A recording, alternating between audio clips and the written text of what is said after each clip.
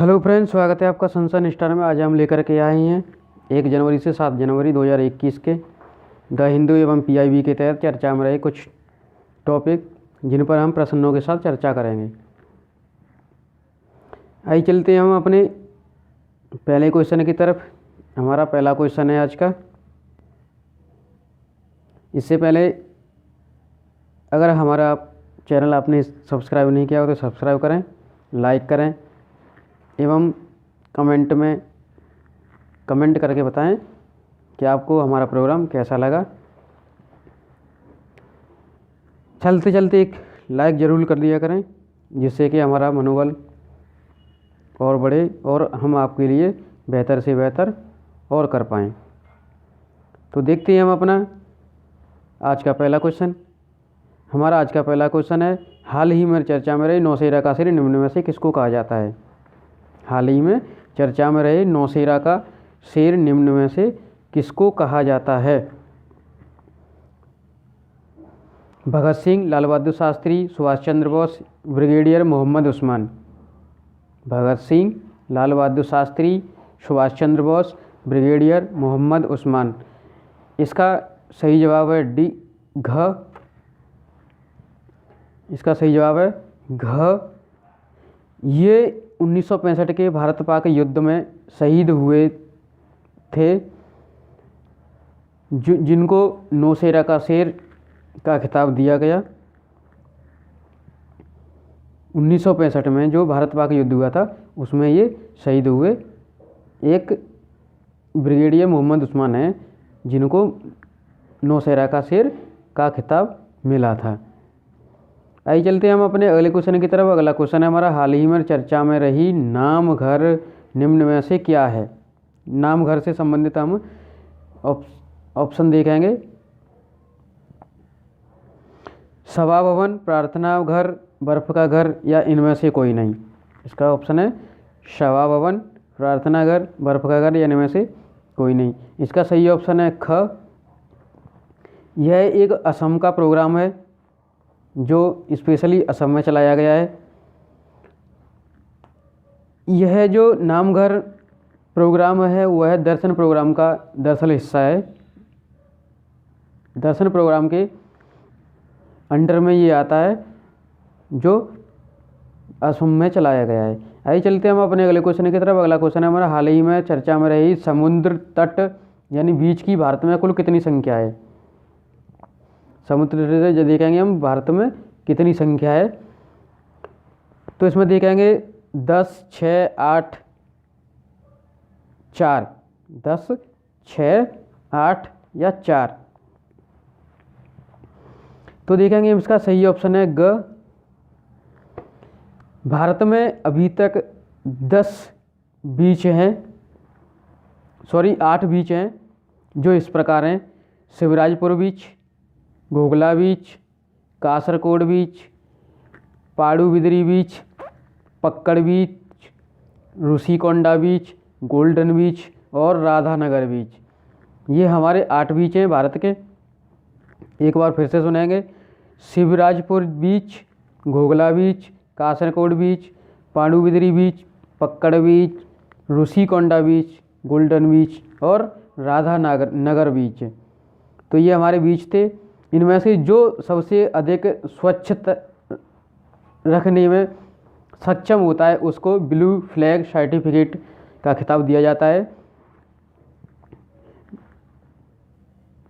आइए चलते हैं हम अपने अगले क्वेश्चन की तरफ। अगला क्वेश्चन है हमारा, हाल ही में चर्चा में आई अपनी धरोहर अपनी पहचान से संबंधित कौन सा कथन सही है?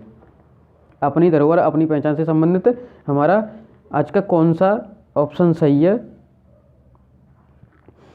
देखेंगे यह राज्य एवं संघ प्रदेशों के शामिल योजना है। राज्य एवं संघ शासित प्रदेशों की शामिल योजना है। यह केवल राज्यों की योजना है। इसमें विरासत की जिम्मेदारी 5 साल के लिए होती है, 6 साल के लिए। ऑप्शन है विरासत की जिम्मेदारी 6 साल की होगी या इनमें से कोई नहीं। तो इसका सही ऑप्शन रहेगा हमारा क। यह दोनों का है, राज्य एवं यूनियन टेरिटरी यूटी का दोनों का शामिल योजना है ये। ख गलत है हमारा, ग गलत है, या 6 की जगह पे 5 साल के लिए इसकी वो रहेगी। और जो इस विरासत को अडॉप्ट करेगा उसको स्मारक मित्र, जो हमारे किसी स्मारक को अडॉप्ट करेगा उसको स्मारक मित्र का नाम दिया जाएगा, उसे ही स्मारक मित्र के नाम से जाना जाएगा। इसको ध्यान रखें, ये कभी भी इसमें पूछा जा सकता है कि स्मारक मित्र क्या होता है। ये भी एक क्वेश्चन के फॉर्म में आ सकता है, जो आपको हो सकता है आगे देखने के लिए हमारे वीडियो में मिले। तो ये देखेंगे स्मारक मित्र जो हमारे स्मारक को अडॉप्ट करेगा उसको ही स्मारक मित्र का नाम दिया गया है। आइए चलते हैं हम अपने अगले क्वेश्चन की तरफ। अगला क्वेश्चन हमारा, हाल ही में चर्चा में रही आदिम एवं लोहारा जनजाति किस राज्य में निवास करती है? आदिम एवं लोहारा जनजाति किस राज्य में निवास करती है? तमिलनाडु, गुजरात, झारखंड या मध्य प्रदेश? तमिलनाडु, गुजरात, झारखंड या मध्य प्रदेश? इसका सही ऑप्शन है झारखंड। आदिम एवं लोहारा जनजाति झारखंड में निवास करती है। अगर हम तमिलनाडु की बात करें तो तमिलनाडु में मलयाली,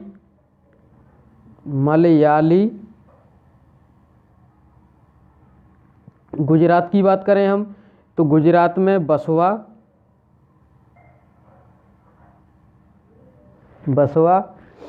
अगर वहीं हम एमपी की बात करें मध्य प्रदेश की तो इसमें पतेलिया जनजाति निवास करती हैं। तो कभी भी ये भी आ सकता है कि मलयाली किस राज्य की जनजाति है, तो इसको ध्यान रखेंगे हम, आप नोट करते चलें इसको। आइए चलते हैं हम अपने अगले क्वेश्चन की तरफ। अगला क्वेश्चन हमारा, हाल ही में चर्चा में रही हाइपोथेरेमिया बीमारी से संबंधित कौन सा कथन सही है? इसमें से हाइपोथेरेमिया बीमारी से संबंधित सही कथन है। इसका ऑप्शन देखेंगे हम, शरीर का तापमान अधिक हो जाता है, शरीर का सामान्य ताप 37 डिग्री सेंटीग्रेड होता है, एल्कोहल से इसका खतरा कम हो जाता है। इस बीमारी के इसका पहले देखेंगे ऑप्शन सही है ख। हमारे स्वस्थ शरीर का तापमान 37 डिग्री होता है। जब यह बीमारी हमारे शरीर में एंटर कर जाती है तो जब यह बीमारी हमारे शरीर में एंटर कर जाती है तो हमारे शरीर का ताप अधिक होने की जगह पे क्या होता है? कम होने लगता है, अधिक की जगह कम होने लगता है। एल्कोहल सेवन करने से हमारे शरीर में इस बीमारी का खतरा कम की अपेक्षा अधिक होने लगता है। ये ध्यान रखेंगे, एल्कोहल से इसका खतरा बढ़ता है और तापमान कम होता है। ये उल्टा है, ये इसको ऑप्शन को ध्यान से पढ़ेंगे। शरीर का तापमान कम होता है और एल्कोहल सेवन करने से इस बीमारी का, हाइपोथर्मिया बीमारी का खतरा बढ़ता है। तो चलते हैं हम अपने अगले क्वेश्चन की तरफ। अगला क्वेश्चन है हमारा, हाल ही में किस राज्य के द्वारा घोषणा की गई है कि एडवर्टाइज के लिए किसी भगवान का नाम नहीं लिया जाएगा? कोई भी एडवर्टाइज होगा तो किसी भी एडवर्टाइज के लिए किसी भी देवी देवता का नाम नहीं लिया जाएगा। यह किस राज्य ने घोषणा की है? तो देखेंगे ऑप्शन है महाराष्ट्र, गुजरात, मध्य प्रदेश या बिहार। महाराष्ट्र, गुजरात, मध्य प्रदेश या बिहार? इसका सही ऑप्शन है महाराष्ट्र। अभी हाल ही में महाराष्ट्र सरकार ने घोषणा की है कि किसी भी प्रचार प्रसार के लिए किसी भी भगवान का नाम नहीं लिया जाएगा। जैसे टीवी में ऐड आता रहता है कि हनुमान चालीसा से ताकत मिलती है, इसके लिए किसी भी उसका इस्तेमाल नहीं किया जाएगा। देखते हैं हम अपने अगले क्वेश्चन की तरफ। अगला क्वेश्चन है हमारा, हाल ही में चर्चा में रही ऑपरेशन मेघदूत कब चला गया? ऑपरेशन मेघदूत से संबंधित हम कथन देखेंगे। ऑपरेशन मेघदूत कब चलाया गया? 1965, 1962, 1961 और 1984? इसका सही ऑप्शन है घ। 1984 में मेघदूत ऑपरेशन चलाया गया। इसके हीरो कोलोनल नरेंद्र कुमार थे, जिनको बुल कुमार के नाम से भी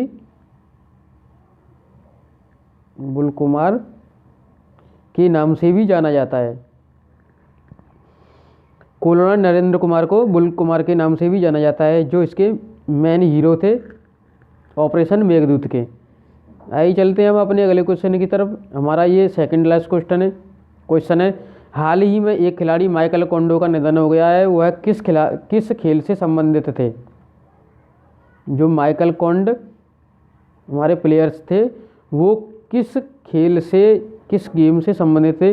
हॉकी, टेनिस, फुटबॉल या क्रिकेट। हॉकी, टेनिस, फुटबॉल या क्रिकेट। सही ऑप्शन देखेंगे, सही ऑप्शन है हॉकी। माइकल कोंडो हॉकी खेल से संबंधित थे, जो भारत के थे। ये कहाँ के निवासी थे? भारत, इंडिया, INDIA, इंडिया के निवासी थे, जो हॉकी खेलने में रुचि रखते थे। आइए देखते हैं हम अपना लास्ट क्वेश्चन आज के सेशन का। आज के सेशन का लास्ट क्वेश्चन है हमारा, हाल ही में चर्चा में रहे पारादीप पोर्ट एक बंदरगाह है, कृत्रिम, प्राकृतिक, दोनों या इनमें से कोई नहीं। हम देखेंगे इसका सही जवाब है ख, यह एक प्राकृतिक बंदरगाह है। कृत्रिम नहीं है, दोनों भी नहीं है, ये भी नहीं है। इसका सही जवाब है ख, प्राकृतिक बंदरगाह है पारादीप पोर्ट। ये अभी हाल ही में चर्चा में रहा, इसलिए ये इम्पोर्टेंट जो भी ये टॉपिक एक सप्ताह के लिए जाते हैं वो चर्चा में रहे, किसी न किसी पर्पज़ से चर्चा में रहे टॉपिक लिए जाते हैं। इनको ध्यान से देखें आप। कुछ हम जान लेते हैं कि अधिकांश हमारे बंदरगाह जो बंगाल की खाड़ी में ही क्यों मिलती हैं। ये बंगाल की खाड़ी में मिलता है। देखिए यहाँ जो लंबी दूरी की नदियाँ हैं जिनका तेज़ प्रवाह है, वो अधिकांश नदियाँ हमारी बंगाल की खाड़ी में आकर के मिलती हैं। इसलिए यहाँ समुद्र का जो तट है वो गहरा हो जाता है, जिससे बड़े बड़े कंटेनर आने में आसानी होती है। और उसी कारण से यहाँ पे बंगाल की खाड़ी में बंदरगाह का निर्माण किया जाता है। अगर हम वहीं अरब सागर की बात करें तो अरब सागर में लंबी नहीं बल्कि कम दूरी की नदियाँ आकर मिलती हैं और वो वहाँ गहराई नहीं कर पाती, इसलिए समुद्र तट उथला रह जाता है। इस कारण वहाँ जो बड़े बड़े कंटेनर हैं वो आने में दिक्कत होती है, इसलिए आ नहीं पाते। इसलिए अधिकांश हमारे जो बंदरगाह हैं वो बंगाल की खाड़ी में ही पाए जाते हैं। तो ये था आज का प्रोग्राम। हमारे चैनल को लाइक, सब्सक्राइब एवं शेयर करना ना भूलें। आज के सेशन के लिए धन्यवाद। Thank you for watching.